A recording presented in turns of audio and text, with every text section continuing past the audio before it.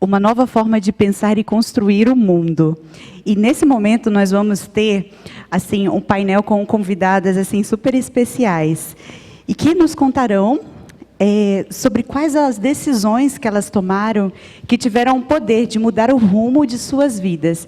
Então, com a gente agora a Mauri Peçanha e a Célia Cruz. A Mauri Peçanha é presidente do Conselho da Artemisia, organização na qual atua desde 2007.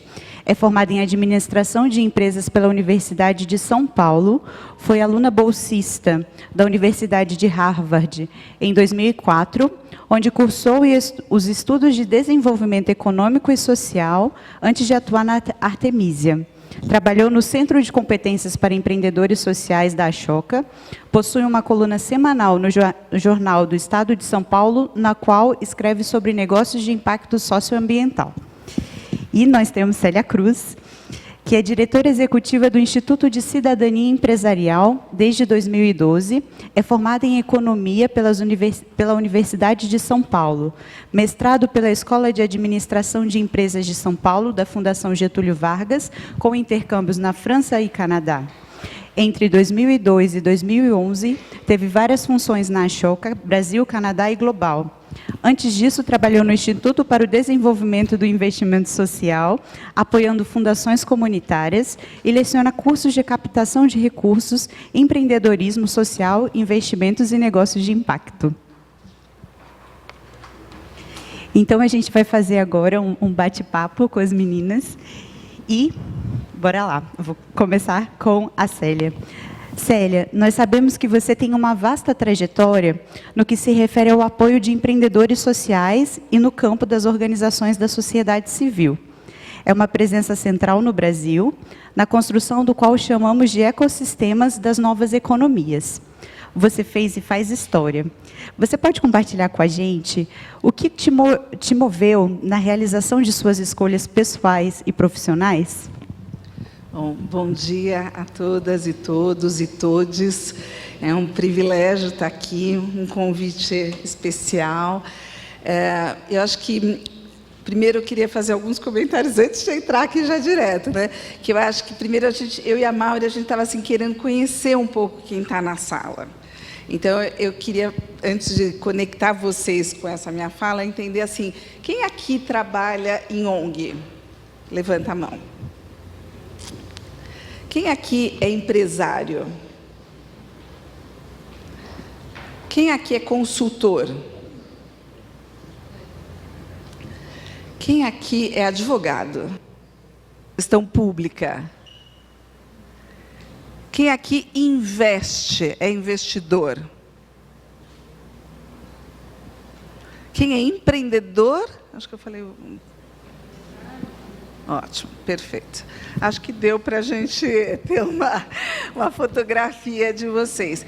E eu vou só cuidar que aquela frase lá, depois da gente escutar o Tomás de Lara falar sobre esse planeta, falar que a gente vai construir esse mundo, é uma ousadia demais, né? Então, acho que o que a gente vai trazer aqui é algumas pílulas da forma como a gente está enxergando a nossa contribuição, assim como a contribuição de cada um de vocês nessa jornada aí para um mundo melhor, que eu acho que é o que nos une aqui nessa sala, né? Então, eu acho que eu só me somo porque eu conheço muito o trabalho que vocês fazem, eu acho que é mega relevante e a minha sementinha só espero que some a isso. Então, eu acho que nessa pergunta que eu respondi mais longa aqui, eu fui olhando um pouquinho, agora olhando para trás, fica mais fácil a gente olhar para essas escolhas, né?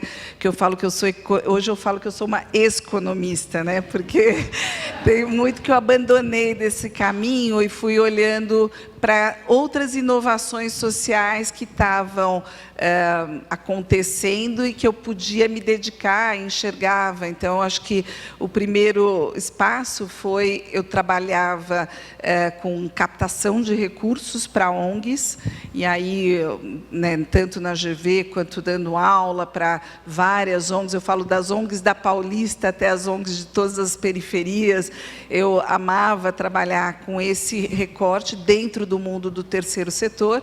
E aí, dentro da GV, que eu estava lá, eu tive o privilégio de participar do movimento que estava criando o primeiro curso de gestão de ONGs do Brasil.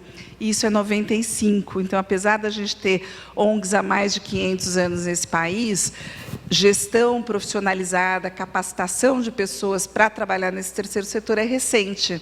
Então, eu acho que esse é o primeira, digamos aí, inovação social que eu me dedico a contribuir, olhar para esse campo.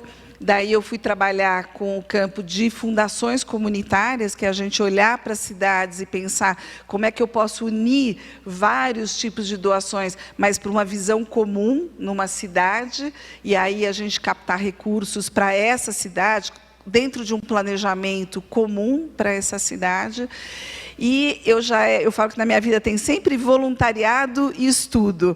E eu era voluntária da Choca, que é uma organização global que apoia empreendedores sociais, que eu e Mauri nos encontramos ali, que hoje já está em mais de 80 países. Então, eu fazia muito curso voluntário para os fellows da Choca, e eu fui convidada, então, a partir de um trabalho voluntário, para ser diretora da Choca Brasil e Paraguai. E aí, fortalecendo uma rede de empreendedores sociais nesses dois países, muito envolvido com a América Latina, e estimulando esses empreendedores, que vários de vocês são empreendedores aqui na sala, mas um empreendedor que a visão dele era resolver um problema social, super estratégico, visionário, e ali eu fiquei 5 anos na Choca Brasil e Paraguai, daí fui convidada para ir para a Choca Global, então fiquei de Washington trabalhando nessa Global Fellowship, que já tinha 2.000 fellows no mundo, e pessoas parecidas que nem a nossa, né? Era um privilégio, né? Se olhar para esses empreendedores no mundo e conectá-los para fazer as coisas mais rápidas, mais fáceis e escalar.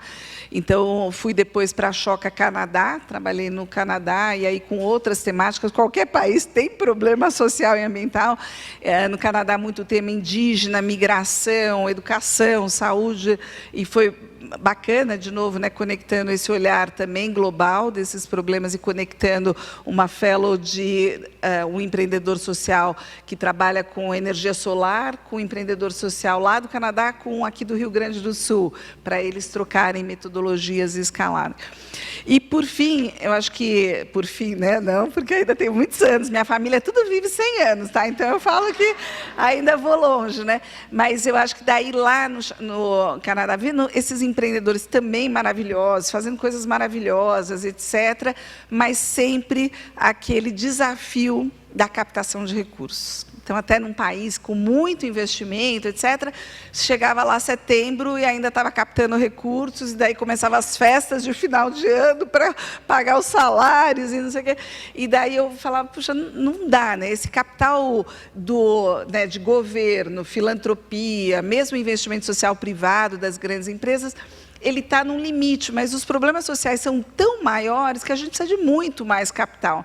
E foi quando eu me conectei com essa agenda, que lá chamava Finanças Sociais, agora globalmente a gente chama de investimento de impacto, que é como é que eu posso acessar outros bolsos para serem investidos em negócios que tenham no seu core resolver problemas sociais e ambientais. Então, esse produto e serviço é para resolver um problema social, ambiental, como o Tomás também falou, seja na sua comunidade ou no mundo. Ele tem uma lógica econômica, então ele pode remunerar o capital investidor ou pode reinvestir esse capital, mas ele também mede o seu impacto. E esse empreendedor tem essa intencionalidade de usar esse modelo de negócio para resolver problemas sociais.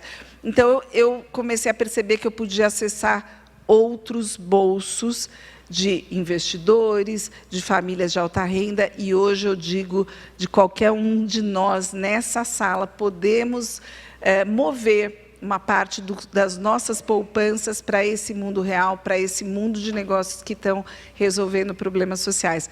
Quando eu volto para o Brasil, eu venho dirigir o ICE, que é o Instituto de Cidadania Empresarial, que hoje é um ator que está ajudando a construir esse ecossistema de investimentos e negócios de impacto no Brasil, e aí depois eu comento mais sobre outros programas. Mauri, Você foi uma das fundadoras da Artemisia, organização pioneira de ecossistema das novas economias, precursora na agenda dos negócios sociais e negócios de impacto no Brasil.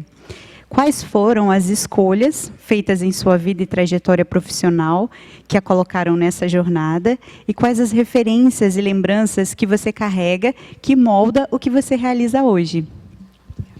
Uau! Pergunta difícil, mas também primeiro queria agradecer, dizer que é uma honra estar aqui dividindo esse painel com a Celinha, que eu carinhosamente sempre chamo de Celinha. Depois da maravilhosa fala do Tomás e do painel aqui com os empreendedores, eu fiquei super emocionada e tive que fazer um exercício para não chorar. E foi muito bom os minutos que o Tomás deu para a gente fazer esse centramento. Foi super importante para mim, para eu tentar organizar a minha fala, né? Bom, eu não sou a fundadora no papel da Artemisia, mas eu me sinto a empreendedora. A Artemisia é uma organização da sociedade civil que foi uma das pioneiras a trabalhar com esse conceito de negócios de impacto.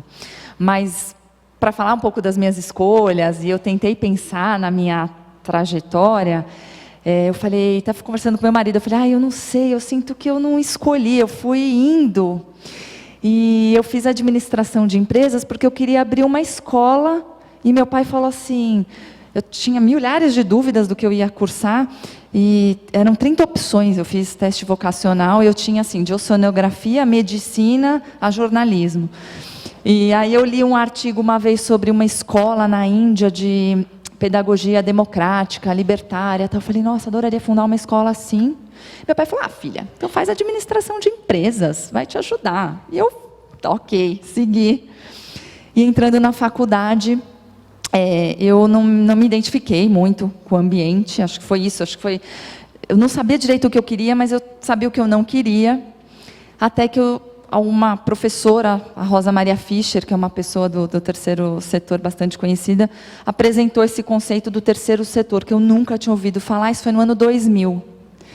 E aí eu falei, nossa, é com isso que eu quero trabalhar. Eu não sabia que dava para trabalhar e ser remunerada. Eu ainda tinha uma visão bastante embrionária. Eu achava que ONG não remunerava, era só trabalho voluntário. Então, ela que me mostrou esse universo, eu comecei a me envolver com a economia solidária. O professor Paul Singer era bastante atuante lá na USP. E também com... Então, eu fui meio pelo exclusão, mas sempre ouvindo o meu coração, né? E ouvindo o que fazia sentido para mim, embora naquele momento meus amigos todos trabalhavam em grandes empresas, bancos, etc. Então, e eu me sentia até assim um pouco estranha. E aí eu conheci a Choca, essa organização que eu e a Celinha nos conectamos. A Celinha foi uma das minhas chefes na Choca, porque eu acho que o empreendedorismo é o que me vincula. Eu sou essa pessoa, eu acredito muito no trabalho, eu tenho essa coisa de... Por isso que eu acho que eu me conecto, de trabalhar, de realizar, de inovar. Eu acho que é isso que me conectou na minha trajetória. E aí, trabalhando na Choca, eu trabalhava num programa com ONGs desenvolvendo planos de negócio, que a gente chamava de negócios sociais sustentáveis. E aí, duas coisas me marcaram. A gente estava apoiando uma ONG que ela estava desenvolvendo, ela trabalhava com jovens, mas ela tinha uma oficina para as mães dos jovens, porque ela queria ajudar as mães a gerarem renda. E elas faziam bolsas. E a gente estava tentando ajudar a montar o plano de negócio, né, dessa oficina de bolsas para as mães. E aí a gente começou a nos deparar com questões assim, como que a gente vai remunerar essas mulheres? Vai ser por produtividade? Não vai? Não, deve ser por produtividade. O mundo da administração diz isso. Mas tinha uma mulher que ela produzia muito menos que as outras. Mas a gente sabia que ela sofria de violência doméstica. Então, como que eu vou remunerá-la menos? Porque a produtividade dela está menor, mas talvez ela é a que mais precise desse trabalho e que mais precise da remuneração e do empoderamento econômico para sair dessa situação. Então, começamos a nos questionar, né? Aí, a gente também apoiava uma tribo indígena, uma aldeia indígena que fazia cestarias, que eram vendidas na Tokstok. E a Tokstok queria cestas do tamanho PMG. Só que os indígenas, eles mediam o tamanho das cestas de acordo com o tamanho da mão, do antebraço ou do braço. Então, não tinha padronização. Então, como também respeitar o ritmo da comunidade indígena, o modo de fazer, né? Então, foram essas histórias, foram as histórias que me fizeram refletir e pensar, eu quero trabalhar para tentar ajudar a criar formas de negócios, mas tentando mudar a lógica, né? Tentando, e acho que, enfim, isso tem sido um desafio. Então, essas histórias até estão num livro que a gente publicou lá na Choca, um livro de 2005, eu acho. Mas foram essas histórias e o contato com esses empreendedores e fazendo essas reflexões que fizeram a minha jornada né, se construindo.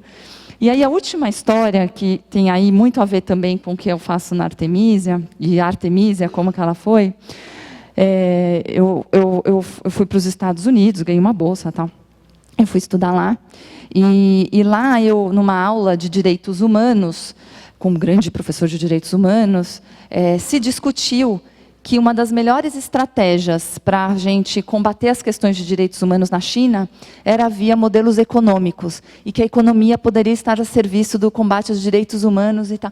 E eu nunca tinha pensado sobre isso, assim, né? Então, como que é verdade, negócios, os consumidores, essas interconexões. E aí eu voltei muito mexida para o Brasil com essas questões. E aí eu conheci um outro negócio na Índia, que aí esse aí foi matador para o que a Artemisia começou a fazer. Porque na Artemisia a gente foca muito e focou a nossa atuação em negócios de impacto, que queiram resolver problemas de saúde, educação, habitação e serviços financeiros. Porque é ali que nós entendemos que a gente poderia tentar desenvolver tecnologia. Então, olhar problema de saúde, olhar problema de educação e tentar desenvolver negócios. E aí foi um negócio na Índia, que a gente conheceu, que eles ofereciam soluções para pessoas com catarata. Na Índia, 80% dos casos de catarata poderiam ser resolvidos com uma cirurgia. Uma simples cirurgia de catarata. Problemas de glaucoma, desculpa. E esse hospital era um hospital que depois eu tive a oportunidade de visitar. As pessoas chegavam nesse hospital e elas eram perguntadas: você quer pagar pela cirurgia? E se a pessoa quisesse pagar, ela paga. E se a pessoa não quisesse pagar, ela não pagaria pela cirurgia. E a pessoa que queria pagar, ela fazia a cirurgia, ficava num quarto melhor, num refeitório diferente, mas ela tinha a cirurgia, e a mesma cirurgia de quem não queria pagar, porque no fundo não podia pagar. E cada pagante subsidiava outros 2 não pagantes. E o mais interessante é que eles atendiam milhares de pessoas. Milhares e milhões de pessoas. E porque tinha todo um modelo de negócio inspirado no McDonald's para ser mais produtivo e conseguir fazer uma precificação que dava acesso às pessoas. E aí isso falou, nossa, eu, né, por trabalhar na Choca, um mirante privilegiado de organizações sociais, e lá na Artemisia a gente pensou, poxa, o que mais a gente poderia fazer pelo Brasil de olhar negócios de um jeito diferente? E negócio de saúde, negócio de educação, nossa, ninguém muito falava disso na época. Né? As pessoas falavam, não, educação é problema do governo, é problema das organizações da sociedade civil. A gente falava, mas será que os negócios poderiam estar a serviço? E o Hospital Narayama foi a grande inspiração. A gente falou assim, nossa, que incrível, um hospital que consegue ser um negócio sustentável, dá acesso. Então foi isso, né, resumindo, mas são essas 3 histórias que influenciaram, né, as minhas decisões e o que eu faço hoje. Super obrigada. Célia, para finalizar agora, como você percebe a presença das mulheres no campo dos negócios de impacto? Eu falei que a gente olha sempre para tentar ver que tendências, o que a gente pode fazer, e o tema, né, de mulheres, apesar de ser para a nossa vida inteira, eu acho que a gente hoje tem um acesso a informações dessa desigualdade na questão de gênero, da desigualdade das mulheres no acesso a tudo na sua jornada, é impressionante. E eu quero muito me dedicar a essa agenda, em especial também a questão das mulheres negras.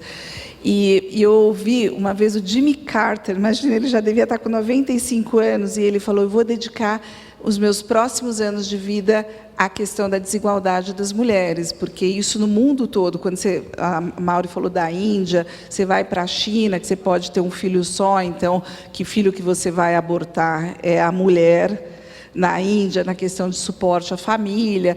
Então, essa desigualdade ela acontece no mundo inteiro em relação à mulher, à questão do trabalho. E nesse mundo de empreendedorismo não é diferente. A Mauri vai ter mais até números, porque ela fez uma pesquisa recente com o BARC, com a ANIP, bem interessante nesse sentido de olhar, né, a questão de empreendedores de periferia e os de não periferia, que tipo de desigualdade social que esses empreendedores de periferia têm nesse sentido. E as mulheres estão muito além, né, muito menos acesso a capital.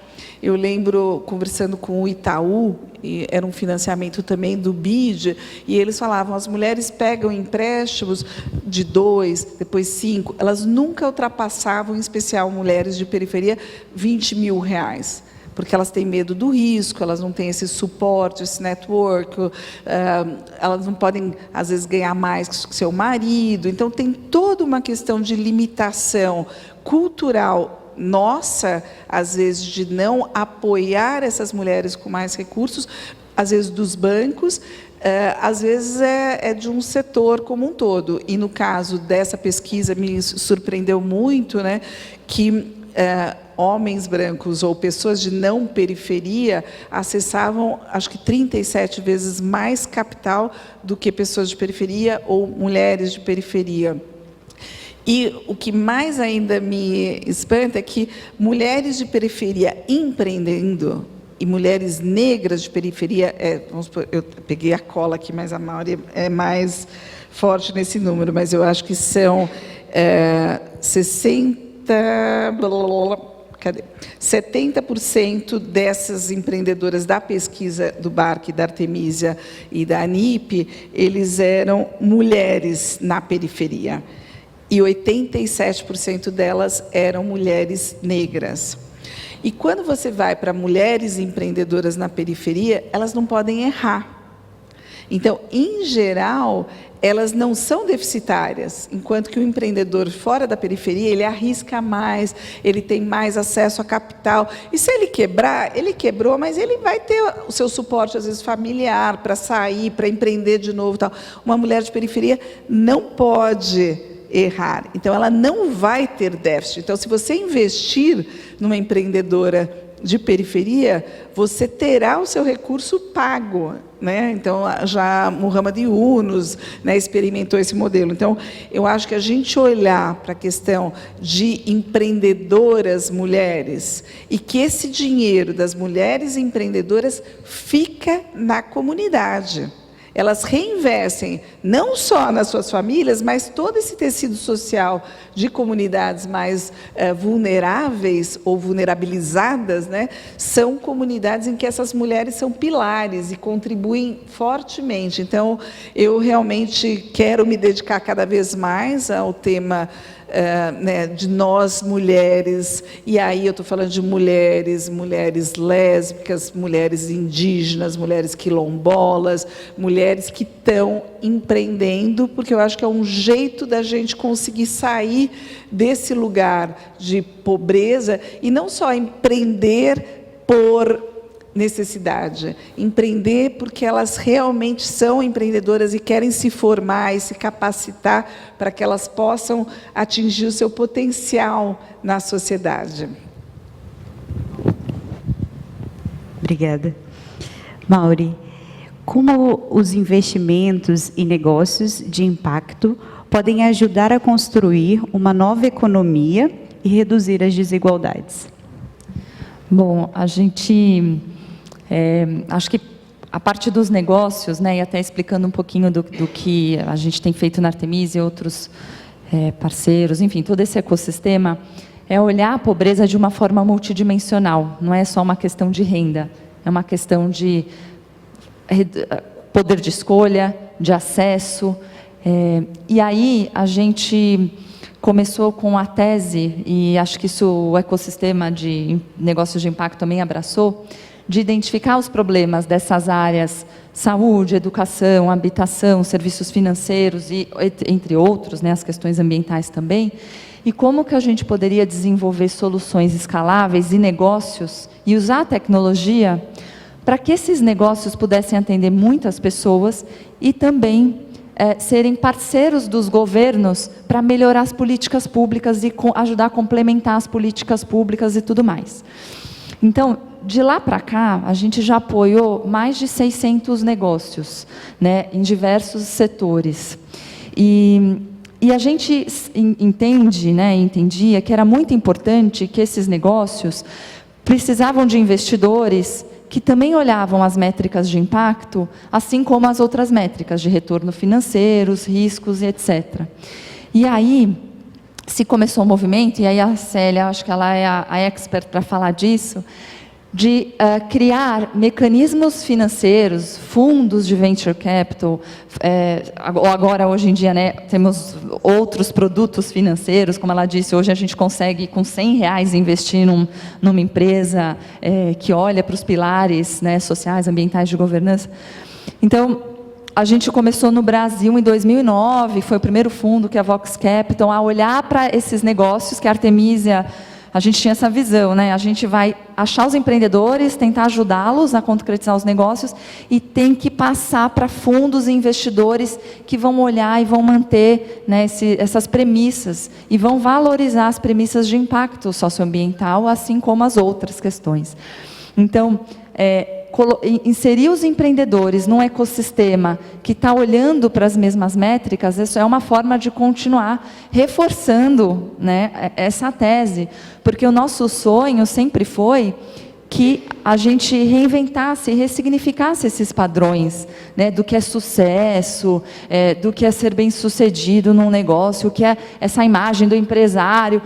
Assim, poxa, não é dinheiro a qualquer custo, né, a qualquer... realmente, como que a gente consegue ter relações e ressignificar a forma de fazer negócios, né? E aí ter investidores que vão ser sócios das empresas, vão ter poder nas empresas, que olhem para as mesmas coisas, é muito importante, né? E hoje o Brasil, acho que tem um último levantamento da ANDI, que é uma rede que tem feito uns mapeamentos, já tem 1 bi, né, de reais, com vários fundos, existem mais de 30, enfim, o Marcel está bem envolvido, o Marcel vai falar com vocês, ele é um dos pioneiros, bastante envolvido em formas e inovações para ajudar os empreendedores, com recursos adequados para a trajetória de vida do empreendedor. É claro, muito precisa ser desenvolvido ainda, né?